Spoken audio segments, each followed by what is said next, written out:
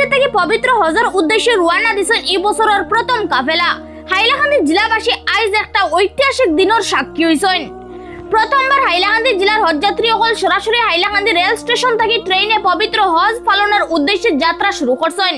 সাইরং থেকে দূর দূরান্তর ট্রেন পরিষেবা চালু হওয়ার বাদে ও পয়লাবার হজযাত্রীসকল হাইলাকান্দি স্টেশন থেকে গুয়াহাটি আর কলকাতার উদ্দেশ্যে রওনা দিছেন। পরবর্তীতে গুয়াহাটি কিংবা কলকাতা থেকে তারা সৌদি আরবের উদ্দেশ্যে ফ্লাইটে রওনা দিবা। রেল স্টেশনে হজযাত্রীসকলের খেদমত আগ বাড়িয়ে আইছেন শামসুল হক বড়বইয়া। হজযাত্রীসকলের সুবিধার লাগে হাইলাকান্দি রেল স্টেশনের রেল যাত্রী অধিকার সুরক্ষা সমিতির সভাপতি শামসুল হক বড়বইয়ায় বইবার সুন্দর ব্যবস্থা করিয়া দিছেন।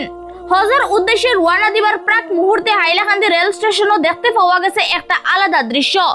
বেজান হজযাত্রীসকলের নিজের জীবনের প্রথম হজ থাকায় একদিকে তারার মনের মাঝে আল্লাহর বাড়ি যাওয়ার খুশি আর অন্যদিকে পরিবার পরিজন ছাড়িয়া দূরে যাওয়ার কারণে তৈরি হয়েছে একটা আবেগঘন পরিবেশ। বৃহস্পতিবার 16 এপ্রিল রাত 10টায় হাইলাকান্দি স্টেশন থেকে গুয়াহাটি এক্সপ্রেসে উঠিয়া পবিত্র হজের উদ্দেশ্যে যাত্রা শুরু করছেন হজযাত্রীসকলে। একজন হজযাত্রী কইছেন তারার লাগে এটা একটা ঐতিহাসিক মুহূর্ত। প্রথমবার নিজের বাড়ির দ্বারের হাইলাকান্দি স্টেশন থেকে তারা পবিত্র হজ পালনের উদ্দেশ্যে যাত্রা শুরু করছেন। অন্যদিকে রেল যাত্রী অধিকার সুরক্ষা সমিতির সভাপতি শামসুল হক বড়বইয়ায় প্রত্যেক হজযাত্রীসকলরে জানাইছেন আন্তরিক শুভেচ্ছা আর অভিনন্দন। তাই জেলাবাসীর পক্ষ থেকে হজযাত্রীসকলের যাত্রা শুভ সফল আর আনন্দময় হোক আর তারার হজ কবুল হোক ও কামনা ব্যক্ত করছেন। আমরা খুব সুবিধা হয়েছে হাইলাকান্দি এই স্টেশনটাও হয় বা এই ট্রেনটা দেবায়। আজকে আমরা বদরপুর যেতাম আসলো, কত জাম হইতো আসলো। আজকে আমরা নিজের জায়গা উঠতাম পারিয়ার। এটা লাগে আমরা সরকার দে আর যারা এটা লাগে মেহনত করছেন তারা ধন্যবাদ জানাই। আমরা তো আজকে হজের উদ্দেশ্যে যাই আর হজ খান আল্লাহ কবুল করতে আপনারা দোয়া করতে আর হয়তো সবর লাগি দোয়া করবো আর বিশ্ব শান্তির কামনা করবো আর তো নবীজির জিয়ারত আর তো হজর কাম হজ নগর সব কায়েম হইতো ওটার লাগে আপনার কাছে দোয়া চাইমু। আজকে আমরা রওনা দিই আর হজের উদ্দেশ্যে হজ ব্রত পালন করার জন্য। আমরা খুব আনন্দিত যে আমরা এই সুযোগটা এবার পেয়েছি এবং বিশেষ করে এই রেল কর্তৃপক্ষ আমাদের যে সাহায্য করেছে বা এই যে হজের মরশুমে যেভাবে আমাদের সুযোগ করে দিয়েছে, আমরা হজ রেল কর্তৃপক্ষকে আমরা এই হজের কমিটির তরফ থেকে আমি ধন্যবাদ জানাচ্ছি।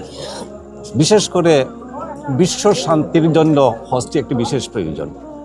বিশ্বের যে অবস্থা, আমাদের যে বর্তমান যে মানবিক অবস্থার সম্পূর্ণ বিপরীতে চলছে, আমরা সেই বিশ্ব শান্তি কামনা করছি এবং সবাই যাতে শান্তিতে থাকতে পারি এবং সবাই যাতে আমরা প্রত্যেকে যার যার ধর্ম সুন্দরভাবে পালন করতে পারি, এর জন্য আমরা সবাইকে এই কামনা করছি।